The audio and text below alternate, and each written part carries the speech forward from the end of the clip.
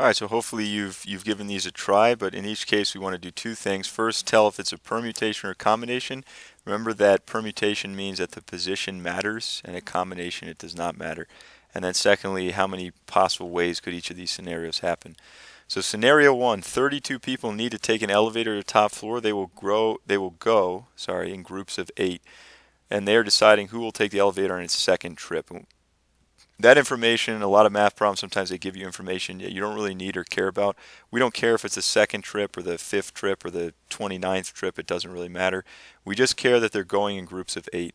And so here's a question for you. If I'm one of the people in the groups of 8, let's suppose people get on the elevator in that order that I just wrote, or let's suppose they get on the elevator in that order that I'm writing underneath it.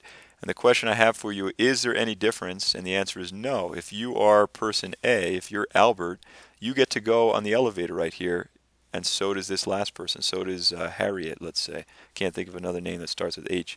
In this example, Harriet's getting on the elevator first, and Albert's getting on next to last, but both of them still get to go. So in this case, the position does not matter, and when the position does not matter, that means we're dealing with a combination. Okay, the way that combinations work, and this is how it looks in the calculator, this is the total number of people that you're choosing from, and this is how many you choose.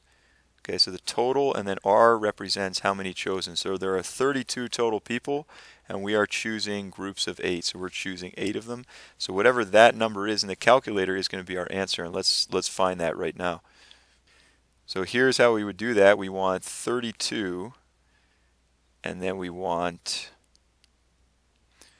to go to math, and then scroll over to probability. Oops, that's not what I meant to do. So again, 32, math, probability, and then what we're looking for is number, at least on mine, it's number 3, NCR. C means combination or choose. So 32 choose 8, it's probably going to be a pretty big number. And let me just move it over so you can see it. It is a big number.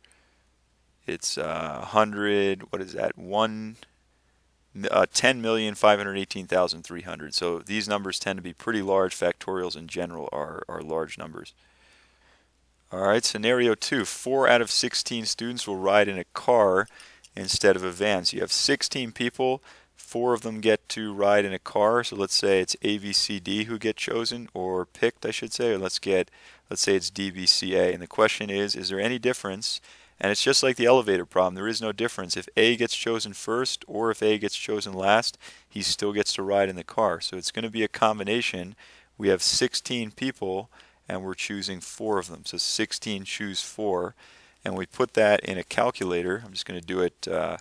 Calculator's acting up, so I'm going to do it off, not on the screen. But if you do 16C4 in the calculator, you end up getting this number right here. It turns out to be 1,820 possibilities. All right, number 3 says the batting order for 7 players on a 9-person team. So it kind of gives it away in the way they ask the question, but does order or position matter? It sure does, because if I'm picking this order, A, B, C, D, E, F, that's 6 letters, 7 letters. If I'm picking this, or let's say I scramble it up and I do it this way instead, this matters a lot because in baseball there's only 3 outs in an inning. So in this scenario, A, B, C get up to bat. In this scenario, A doesn't get to bat if the first 3 guys get out. B and C do, but A is locked in 5th place. So this is a permutation. The order does matter. We have 9 people, and we are picking 7 of them. So if you go to 9 P7 in the calculator, PR, NPR is right above NCR. 9P7, this turns out to be quite a large number, 181,440 ways that you could pick a batting order on a 9-person team. That's pretty amazing to think about, when only 9 people, and yet there's over 100,000 ways you could arrange them. All right, number 4, last one, a team of 11 dodgeball players, so we know it's going to be either 11 choose or 11 pick something, needs to choose a co-captain and a captain. And don't be misled by the word choose. Choose could be, it's another name for select. It doesn't mean that they're telling us it's a combination. And in this case, order does matter. So let's suppose I'm picking Albert and Bernard, or Bernard versus Albert. In this scenario, here's my question for you. In the top scenario, who gets to be the captain? And the answer is, in this scenario, Albert is the captain because he got picked first. In this scenario, Bernard is the captain. So the order definitely matters here. If you get picked first, you get to be the captain. If you get picked second, you're the co-captain. There's definitely a difference. Since the order or position matters, it's pick rather than choose, and it's 11 pick 2. And when you put that in a calculator, there's 110 ways that you can make that happen. So that is the difference between a permutation and a combination. I hope it makes sense to you.